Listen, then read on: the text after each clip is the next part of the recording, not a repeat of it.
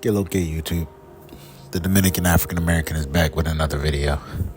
Now I know you're wondering, why am I saying que lo que over footage from a Puerto Rican parade? Well, the reason why is in this video. So, stay tuned. Like the video, comment down below, subscribe. Alright. Man, my first time at a Puerto Rican parade. I'm gonna be honest. My love for the DR, which is the Dominican Republic, my love for the Hispanic culture and language would not exist had it not been for Puerto Ricans. Yep. Bonicuas is what started it all. And I cannot continue on with my YouTube channel about the Dominican Republic without paying homage and appreciation to the Bonicuas. Today's video is my story on how the Puerto Ricans made me love the DR. So it all started when I was a kid. I was on a tiny street, and there was this family from New York that moved right down the street from where I lived. And this family were Puerto Ricans, and they had a daughter. I'm not gonna say her name, but man, I was so attracted to her. Now at this time, I didn't know anything about, Hispanic culture. I didn't know anything about race. I didn't see race. All I saw was a beautiful girl, and I wanted her. But I never shot my shot. And when I would go outside and play, I would see her with the other guys who weren't afraid. They were a little bit older than me. But I'd see her go, play with them. And, but I always kept my eye on her. I always hoped that maybe she would say something to me or walk past me, or maybe we would be put in a situation where I could say something to her. But unfortunately, that time never came. However, I did meet one of her family members. It was her cousin who was from the Bronx. And he would come down, and I was just fascinated by his accent, like his New York accent and his style. His name was Angel. And I was just blown away. I was like, man, this dude is cool as shit. Got an accent. He can speak another two languages. He got a nice style. Like, man, I was just mesmerized by it.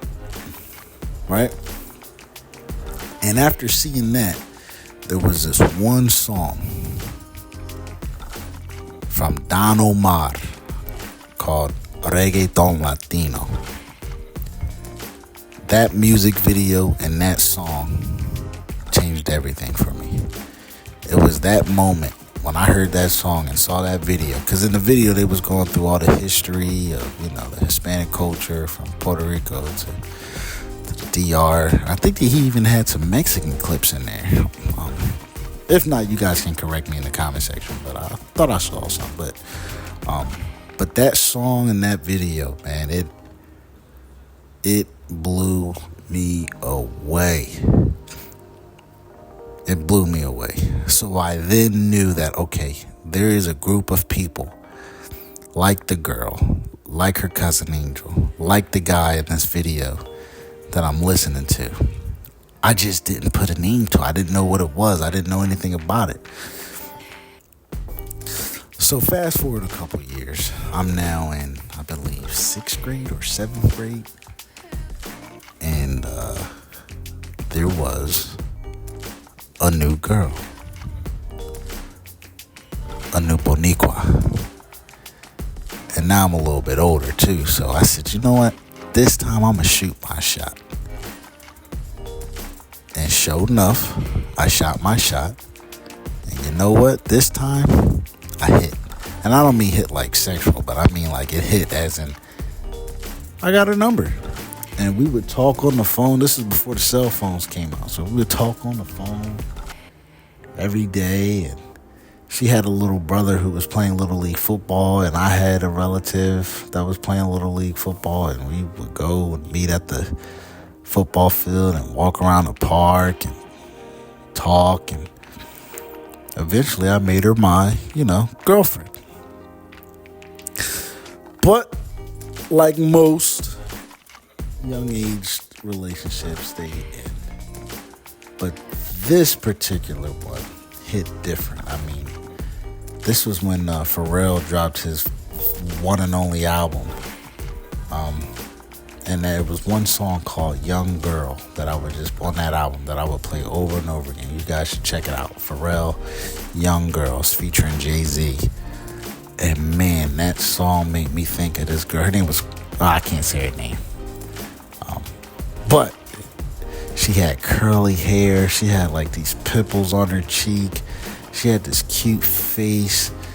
She had a nice athletic body. She had that thigh gap action, some hips. She was so pretty. I mean, she was even prettier than the first Boniqua I came across when I was on that, when I was younger. And man, so I would listen to that Pharrell song over and over again. It made me cry sometimes. It just made me think of her, and that was my song to her.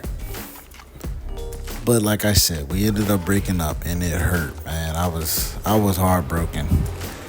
And the next time I saw her again was when she was in high school, and unfortunately, she wasn't the same. She turned into a butch, a tomboy, a lesbian, or a dyke, whatever y'all call them. But anyway. So I can't even find her on, Facebook if I wanted to, because she changed her name and all of that. I don't know. But yeah. So, fast forward. I've dated a few more Hispanics, Puerto Ricans, and Mexicans, but it was this. I came across my first Dominican, who I didn't date actually, in 8th grade. And I'm wondering, she told me that she was Dominican, right? But I didn't know what it was. I was like, okay, is that like Hispanic or something? Because again, all I knew was Puerto Rican and Mexican. But I didn't, pay much into it.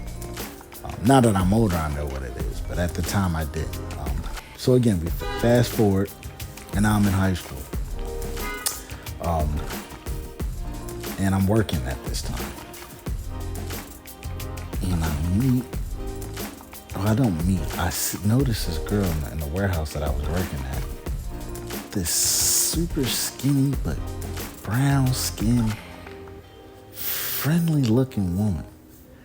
And I'm like, man, if I don't say something to her, I'm a really dislike myself. She was one of those pretties where you just like, look, I'd rather get rejected. I can't let you just walk past me every day and I don't say something. So I mustered up the courage and I went over there and I said, excuse me, miss. I don't mean any offense, but you are a very beautiful woman. And it worked. We started hanging out. We started kicking it. And that was the first official woman I was with that was Dominican. Now, it didn't turn into anything too serious, you know what I mean? But fast forward a couple more years, I meet another one. Now, this one, by far, the prettiest of them all. And I was like, and again, I shot my shot, and it worked. But this one, I'm older and I can understand more things and the dynamics of things, and I'm a lot smarter, and I got a chance to really see the Dominican culture. I got a chance to see how they communicate with one another, the family values. I got a chance to see what they cook, how they eat, how they dress, how they party, what they like to drink, everything. The curse words, the slang. And it blew me away the same way that Donald Moore song did. The same way that girl's cousin from New York did. And I knew that this particular group of people was something that I wanted to explore even deeper, even more. So I got a better job, I got older, and I finally took my trip. But before I went to the DR, I knew I had to go to Puerto Rico first.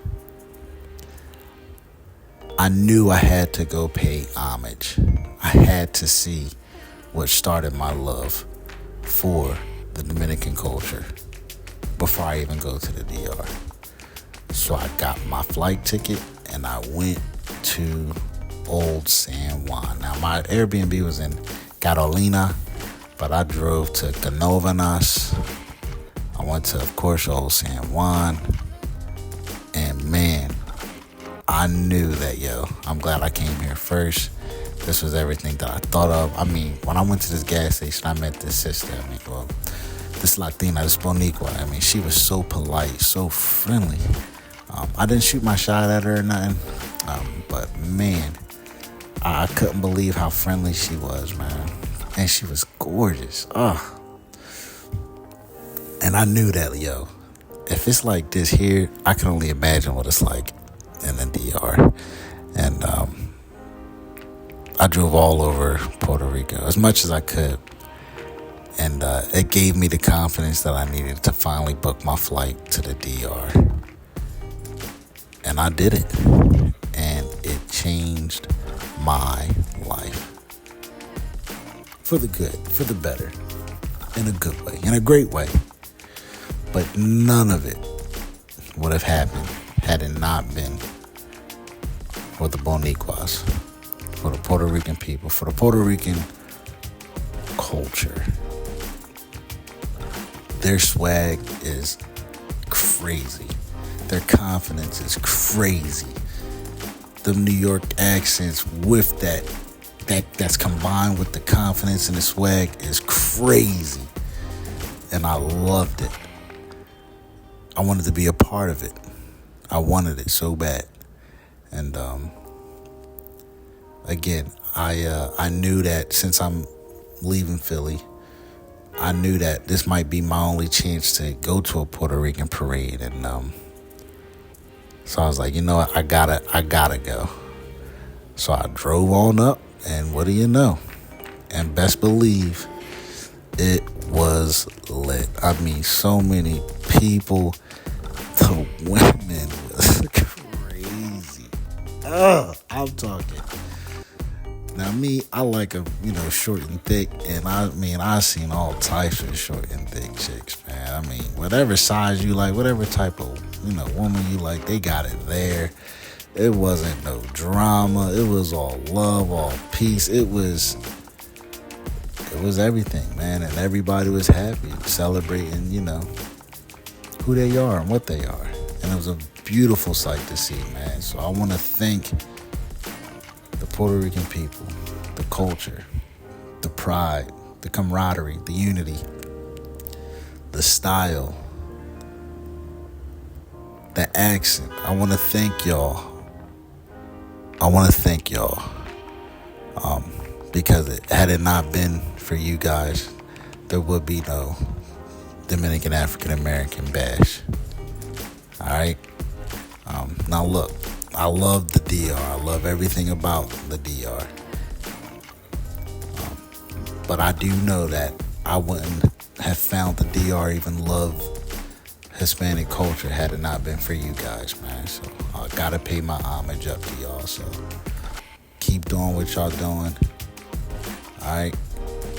And yeah. So that's my story on how, I fell in love with the Dominican culture. It started with the Puerto Rican culture at a young age. Alright, so like the video, comment down below. And August 11th this year, I'll, God willing, see you at the Dominican parade.